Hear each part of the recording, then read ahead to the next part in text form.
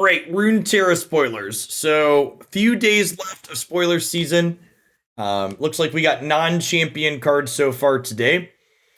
8 mana Targon card, Burst, grant an ally in hand +8/+8. So grant is permanent. This feels like a tough one to evaluate. So the thing you want to think about when you look at expensive spells is remembering that if you sequence your mana, this card has a 3 mana discount, right? So at least for curve purposes, you could play this on turn 5, if you have 3 spell mana banked, and then this would let you play a large creature on turn 6.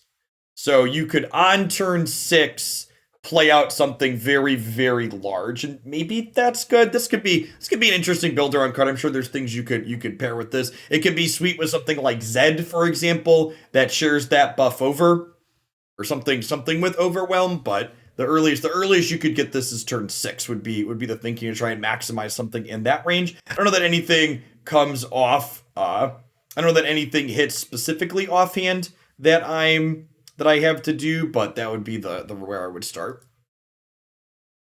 Star Tip Peak, Targon Landmark, countdown 2. Create 2 random celestial cards that cost 3 or less in hand. This is it's tough. If there's a if a landmark matters deck wants to be in Targon, this is probably a card they want to play. It's like a delayed, Star Shaping gets you 1 card for 2 mana. It lets you pick from 3, whereas this gives you 2 randoms. So I could see that going either way. I feel like this probably isn't good enough if your deck doesn't explicitly care about landmarks. But if you are playing landmarks matter with Targon as one of your regions, this will easily be playable. Lost Riches. Draw a treasure. If there aren't any to draw, create 2 treasures in your deck instead. Neat. So treasures, there's 3 treasures that are all decent cards. And the key thing to know about treasures is they have the line of text on that says, if you would toss me, draw me instead. So this is a card that's interesting in the deep because you could play this and then hit those powerful cards by tossing and have a more likely chance to draw them. This could maybe be okay. 4 might be a little bit expensive for this effect since you're technically spending mana to not impact right away, but I wouldn't be surprised if this ends up potentially being playable. Loaded dice. For the rest of the round, when you damage the enemy nexus, nab 1. I don't know if this is good, but it's definitely sweet. Nab means draw a non-champion card off the bottom of your opponent's deck. So you could do this, and this could be a draw, I don't know, 2, 3, 4, 5, 6, even if your board's loaded potentially. I would imagine that you probably draw 3 to 4 off of this with the right setup quite frequently. Shadow Apprentice. When I'm summoned, grant me +1/+1 if an ally has Ephemeral. That's cute. I guess a 1/1 elusive for 1 is like a fine stat line. This blocks things like Zoe and Fizz nicely. Yeah, I mean, this is probably playable. I think you think about this card like, what if it doesn't have this text? Like, do you play a 1/1 elusive for 1 in some decks? And I think the answer is yes. You play a 1/1 elusive for 1 in some decks. So there might be, if you're a deck that's interested in that, maybe you do this, but that's not the reason you're going to play it. Field Musicians. Attune means you get a spell mana when it comes into play, so in a way, this card only costs 3. Each round, once you've summoned 3 other allies, refill your spell mana 1 and draw a card. Okay, yeah, so someone in chat just mentioned this card with Kinko Wayfinder. This card works with Kinko Wayfinder as well, right? When you summon 3 other allies, fill your spell mana and draw 1. So this paired with Wayfinder triggers it. So that's kind of neat. Maybe some support for that kind of card in an Ionia shell. You could also potentially play this with things that make ephemeral units. So There's the Shadow Isles 2-mana spell that makes 3 1/1s. There's Blighted Caretaker that makes 3 things. So yeah, all of those type of cards. Honestly, I feel like I would want to try this with Shadow Isle stuff to start, but seems reasonable. Seems potentially good. Production Surge. To play, spend all of your mana, summon random turrets whose total cost equals the mana spent. So you could get 1 turret for all of your mana, or you could get lots of different turrets for varying amounts. I don't envision this card being playable, but it's neat. Concurrent timelines. The rest of the game, the first time you play a follower each round, pick one of 3 followers with the same cost to transform it into. This is a sweet card. I don't know if this is good.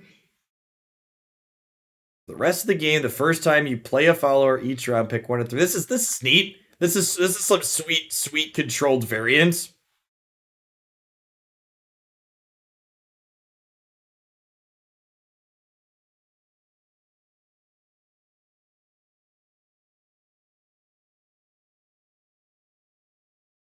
Swim pointed out that if you Ledros, you can put the Ledros trigger on the stack and then turn it into a Dreadway. Sure, because they're both Dines. Cool. That's a neat combo. So you can play P and Z Ledros, like a P and Z Ledros combo deck, potentially. That's cute.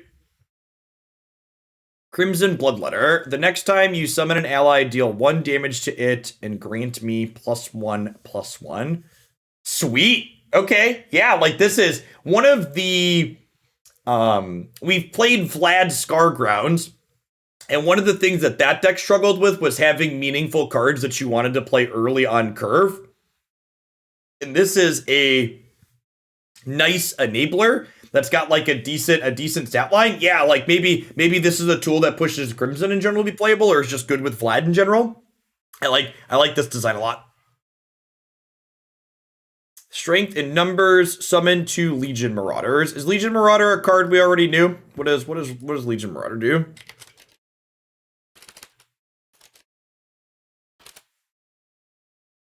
Three, 2 unit attack, grant allied Legion Marauders everywhere +1/+1. Okay, sweet. Sure. I expected we were going to get more of those eventually. That's cute. This probably isn't amazing. I guess again, like it's an 8-mana card, but you can play it on 5. And if you play it on 5, get 2 Legion Marauders, and they both attack that turn, you're getting 10 power for 8 mana.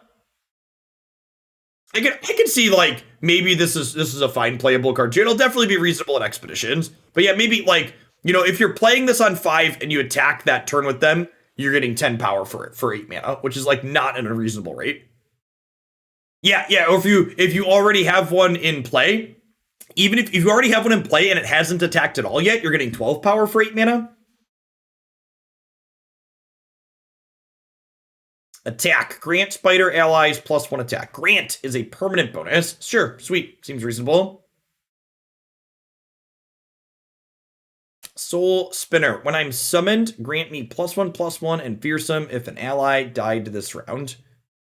It's another spider for cards like this. I don't know. This is kind of a like the problem with this card at a glance is you want this type of effect inside of something aggressive, but this encourages you to play it out after you've already attacked for the turn, and the payoff is low. Yeah, I would kind of be surprised if, as statted, this was playable. We got another deep card. When another ally dies or last breath. Wow, this is great. Yeah, we've been hurting for a couple more tools for deep, and this is sweet. So like this comes into play. It's an early play that blocks okay. The 1/2 stat line is fine. It could potentially toss multiple things. When you draw it in the late game, it's deep itself. So this will be a 4/5 for 2 in the late game. It's a sea monster, so it's free when you have Nautilus. Sure. Yeah, this helps enable Maokai decks that aren't playing Nautilus as well. Yeah, I like this design a lot. artwork is appropriately creepy. Dragon CHOW. When you play a dragon, it strikes me and you draw 1. Oh, chat. Oh. When you play a dragon, it strikes me and you draw 1. It does proc fury, but it makes me kind of sad because look how cute it is. And you're just gonna let a dragon come into play and eat it? Like, are you all monsters at home? Come on now, look how adorable it is. Towering Stonehorn. I don't take damage from enemy spells or skills. This doesn't seem particularly exciting. Like this line of text doesn't seem super exciting. The rate's fine. 7/7 for 6 is like an okay rate. Grant the top ally in your deck +2/+2. Instead, grant all allies in your deck +2/+2. Huh. Maybe Enlighten means if you have 10 mana. Yeah, this could maybe be okay. I could see this one going either way. It's a burst. It's burst. Spoils of War. Grant an ally +1/+2. Plunder. Instead, grant it +2/+4. Maybe fine. The fact that this is burst speed is kind of nice. It's grant. I could go either way on this. I wouldn't be surprised if it's not playable, but kind of meh. So just a quick highlight on things we liked from today. I like Field Musicians. I like Crimson Bloodletter. Strength in Numbers. We'll probably play Legion Marauders at some point, I'm sure. And Sea Scrab. So I think Sea Scrab and what's his name? Oh, I think that was one I just closed. And Crimson Bloodletter are probably the two I would look at most in terms of slotting into decks and making things playable that weren't potentially playable before. Concurrent has a 60% chance to win the game with Ledger. Sure. Yeah, that's a good rate. Two-thirds.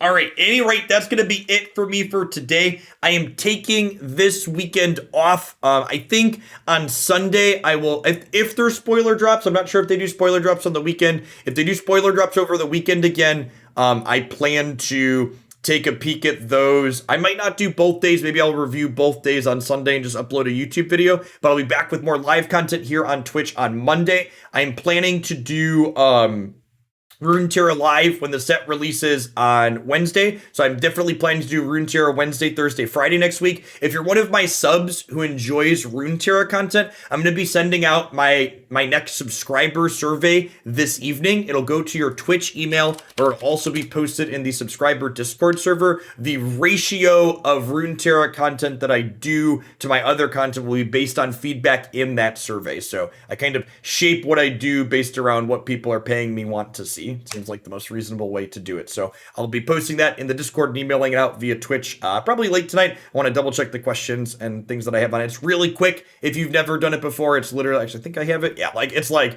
what kind of sub are you? Check the content you sub to support. What's your favorite? And a free answer box. I don't think I have any specific questions this time, but I'm doing a lot of different stuff right now, different Magic formats, Runeterra variety Discord. So I was going to double check. I don't think